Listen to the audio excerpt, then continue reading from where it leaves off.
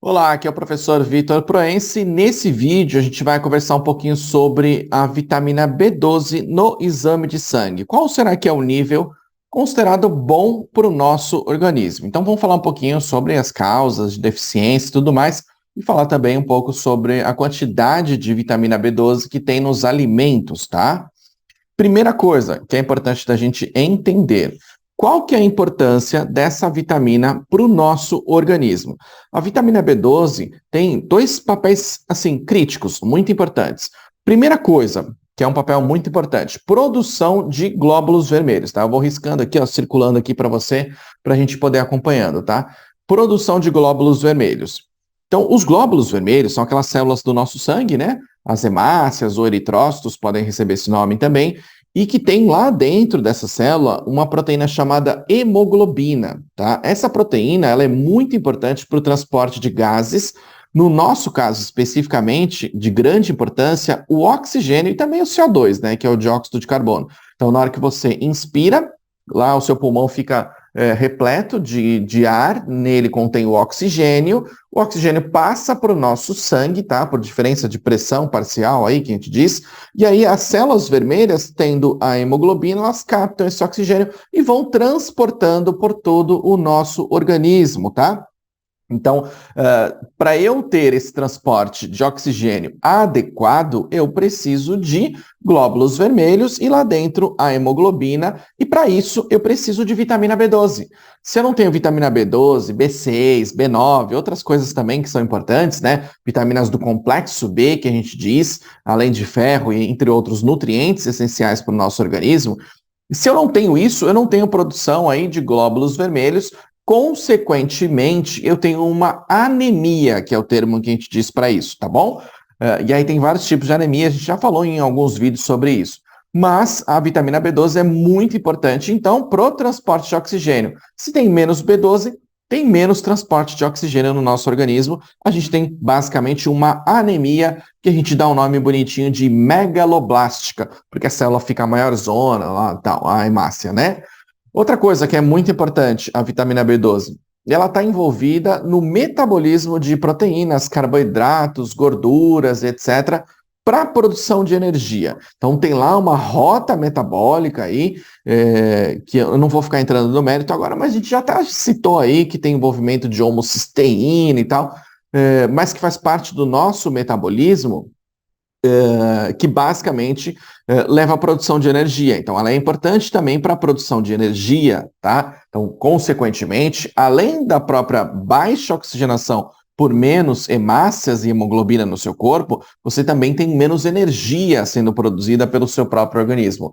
Outro ponto que a vitamina B12 é muito importante é que ela também tem um papel essencial na saúde do sistema nervoso. Basicamente, a vitamina B12 participa da manutenção das células nervosas, formando basicamente lá, participando, né, da formação daquela bainha de mielina, que é uma célula que se enrola, na verdade, nos axônios, né, que é uma parte dos nossos neurônios, em todo o nosso sistema nervoso, tá? Então, se a gente não tem vitamina B12, o paciente começa a desenvolver alguns sintomas críticos aí que estão relacionados, por exemplo, com fraqueza, dificuldade de contração, né, porque é uma junção neuromuscular, que a gente diz, é uma comunicação do sistema nervoso e do sistema muscular. Então ele tem uma série de sintomas, formigamento, tá? Entre outras características aí, atrapalhando o quê, basicamente? Os impulsos elétricos, tudo bem? Então, olha a importância. Vai ter alteração no sistema sanguíneo, tá? Alteração no sangue, basicamente uma anemia. Vai ter alteração na produção de energia, tá? Claro, se os níveis estiverem muito baixos, né? Vai ter alteração também no sistema nervoso. Pode ter essas alterações. E aí, na conjunção desses sintomas, quando o paciente já chega descrevendo para o médico, ele vai juntando essas informações junto com os exames, né? Que eu até vou citar aqui alguns para você. Ele formula, né, um diagnóstico e aí institui um tratamento específico. Tudo bem? Para deixar mais claro aqui para a gente, os valores que a gente chama valores de referência são de 200 a 800 picogramas por ml, tá? Dentro do nosso sangue, no nosso organismo, tá? Ou ainda, né, 147, entre 147 e 590 picomol por litro. Mas vamos focar nisso daqui, ó, 200 a 800, tá? Foca nesses valores, 200 a 800. Se você me perguntar assim, Vitor, menos que 200, tá bem? Não, não está bem. Basicamente, você vai ter que fazer o quê? Uma suplementação ou ainda uma administração injetável de vitamina B12. Tudo bem? Agora, 250, 300 ali, que é aqueles valores mais baixos. Isso também é legal? Não é legal também, porque você está se aproximando do valor mais baixo aí, considerado normal para o ser humano. Isso não quer dizer que a vitamina B12 o valor está bom no seu organismo. Valores bons são para cima aí de 500, 600, 700, tudo bem? Então são valores mais altos. Não passando também, ó, de 800, 900, tá? Se estiver passando de 1.000, muito mais alto aí do que o valor máximo aí que a gente tem, isso basicamente é um cálculo feito, é uma amostra de várias pessoas consideradas, né, saudáveis, e aí se estuda a quantidade de vitamina B12 nessas pessoas, né, consideradas normais, mas isso não necessariamente quer dizer que eles têm níveis ótimos, vamos colocar dessa maneira, de vitamina B12. Então, consequentemente, grande parte da população pode estar jogando esse valor aí para baixo, tudo bem? E aí o ideal é que você não tenha em torno de 200, tudo bem? De vitamina B12. O ideal é que você tenha 500, 600, 700, mais próximo aí desse limite superior que a gente diz, tudo bem? Muito mais que isso também não é legal, tá? Porque aí pode ser que haja uma alteração no metabolismo hepático, do fígado, tá? A gente até já gravou um vídeo sobre isso, da relação que existe entre o aumento de vitamina B12 aí, encontrado na corrente sanguínea, e a incidência de alguns tipos de câncer. Não quer dizer que a suplementação causa câncer, não é isso que eu estou falando, tá? Se você tiver dúvida sobre essa interação aí, ó, essa vitamina B12 alta e câncer, tá? Assiste o vídeo que eu vou deixar aqui na descrição para você, mas depois da gente terminar esse conteúdo aqui, tudo bem? Alguns tipos de problemas hepáticos podem levar ao aumento da vitamina B12, porque parte do metabolismo da B12 envolve o estoque dessa vitamina no fígado. Se o fígado não funciona direito, ela pode aumentar na corrente sanguínea. Resumidamente, é isso daí. Tudo bem? Então, o ideal é que você tenha aqui, ó, valores próximos de 800, beleza? Esse é o valor que você deveria ter dentro do valor de referência, considerado de referência. Tudo bem? Pode ser que você verifique aí na internet alguns outros médicos, outros profissionais da área da saúde falando que você tem que ter valores muito altos e que tem que fazer suplementação e tal. A suplementação só vai estar indicada quando esses valores estão mais para baixo, tudo bem? Porque aí pode sim trazer problemas, porque ela participa do nosso metabolismo, beleza? E existem algumas causas dessa deficiência de vitamina B12, tá? Uma das causas, basicamente, é uma alteração na absorção. Então, deixa eu circular aqui, ó, para você, ó, uma dificuldade na absorção da vitamina B12. Então, na verdade, esse é o principal motivo, tudo bem? Deixa aqui de lado um pouquinho essas alterações aqui na ingestão. Vamos colocar aqui alteração primeiro na absorção, tá? Então, se tiver algum problema no trato gastrointestinal, seja fator intrínseco que a gente diz, tá? Que é uma substância produzida pelo estômago, basicamente, que se liga na vitamina B12, leva até basicamente o intestino para promover a absorção. Vamos colocar dessa maneira aí, tá? Ou ainda, se tiver alguma alteração na superfície, lá nas vilosidades que a gente diz do intestino, isso também vai promover uma dificuldade na absorção. Então, processos inflamatórios do intestino, doença autoimune do intestino, disbiose, que é o desbalanço da microbiota do intestino, bactérias, fungos e tudo mais, né, dos micro-organismos que a gente tem lá no trato gastrointestinal, um desbalanço vai alterar a capacidade de absorção adequada do intestino, tudo bem? Então, esses processos inflamatórios constantes aí, e outros tipos de doenças, né, vão alterar essa absorção da vitamina B12. Então, aqui tem alguns exemplos, tá? Um exemplo é a anemia perniciosa, que está relacionada com um fator intrínseco, que eu citei para você. Então, aí o próprio nome já diz, né? Que é uma baixa oxigenação dos tecidos, que é uma anemia, tudo bem? Se você não sabe o que são anemias, eu já gravei também um vídeo sobre isso. Eu vou deixar na descrição alguns desses vídeos sobre as anemias, tá bom? Classificação e etc. Então, a anemia perniciosa é uma delas, que tem uma alteração no fator intrínseco, que é uma proteína produzida pelo estômago, normalmente relacionada com uma doença autoimune, tudo bem? E aí existe um tratamento específico para isso, né? Mas é uma alteração que pode ocorrer. Outra coisa, doença de Crohn, que são aqueles processos inflamatórios ou autoimunes do intestino, doença celíaca, que é basicamente uma alteração no metabolismo do glúten, né? Aquela intolerância ou alergia ao glúten, ou ainda uso de alguns tipos de medicamentos, como aqueles medicamentos para gastrite, né? Os inibidores da bomba de prótons, ou ainda metformina, tá? Tem outros tipos de medicamentos que podem estar envolvidos. Então, você consegue perceber o seguinte, que existem várias causas, vários motivos, né, para impedir a absorção da vitamina B12, tá? Então, se você, por algum motivo, tem aí anemia, tem alteração formigamento, alteração mais nervosa do sistema nervoso, às vezes até alteração mesmo de contrações musculares aí, por deficiência no sistema nervoso, falta de energia, entre outras características, que pode estar relacionado aí com o metabolismo da vitamina B12, é importante que o médico faça os exames específicos. Isso aqui envolve exame físico, né?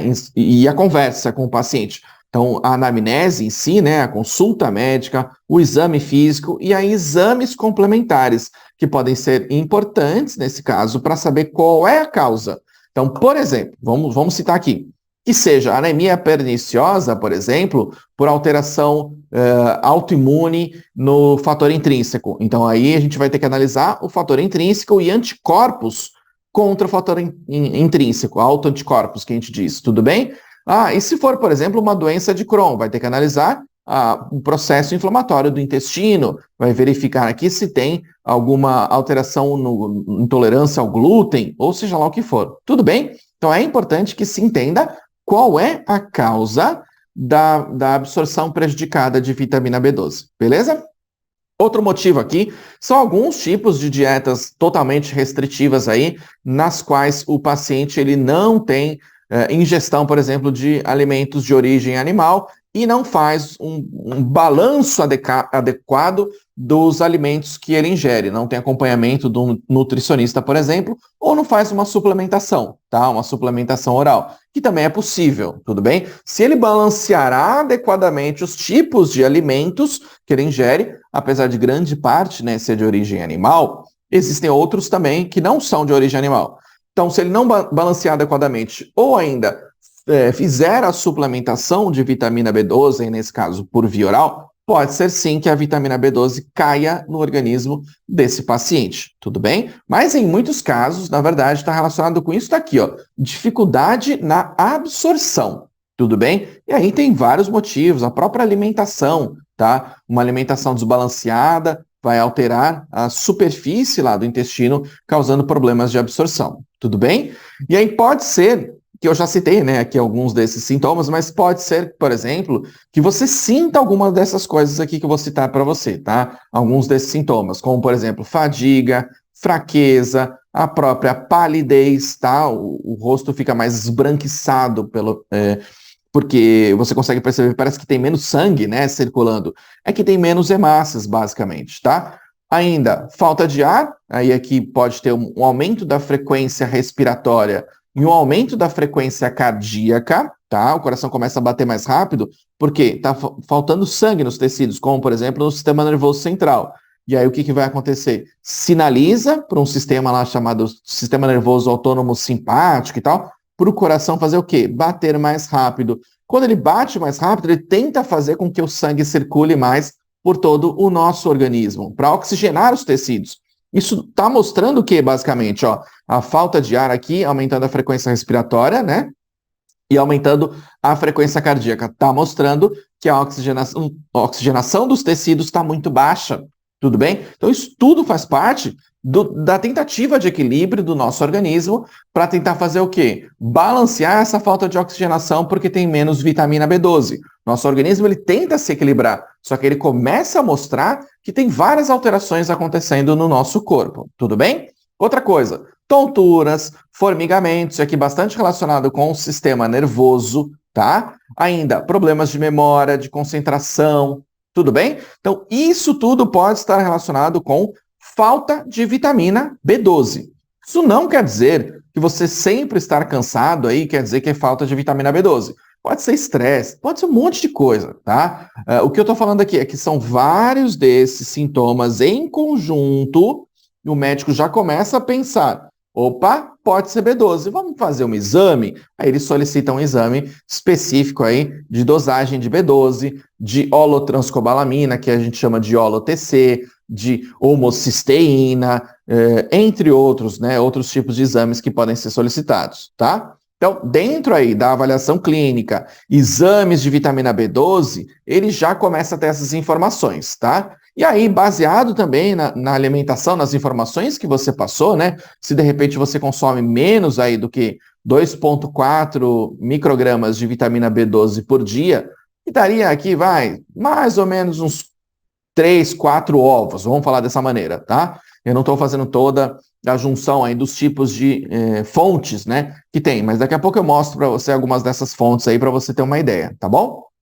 Então, se você consome menos do que 2,4, ou seja, pouco alimento de origem animal, basicamente, pode ser que você tenha necessidade de fazer o quê? Uma suplementação oral, como eu já citei aqui ao longo desse vídeo. E ainda, se tiver muito baixo, para baixo de 200, para baixo de 100, pode ser importante, nesse caso, fazer o quê? Uma administração injetável de vitamina B12, tá? Então, o médico vai avaliar conforme os sintomas desse paciente, as características desse paciente, tá? Se, por exemplo, é uma alteração muito grave na absorção, não vai adiantar muito você fazer a suplementação, porque se você ainda continua tendo problema de absorção no intestino, mesmo comendo muito, não consegue absorver. E aí ele vai eliminar essa vitamina B12. Tudo bem? Então, é muito importante que você siga as orientações aí de um profissional de saúde, nesse caso.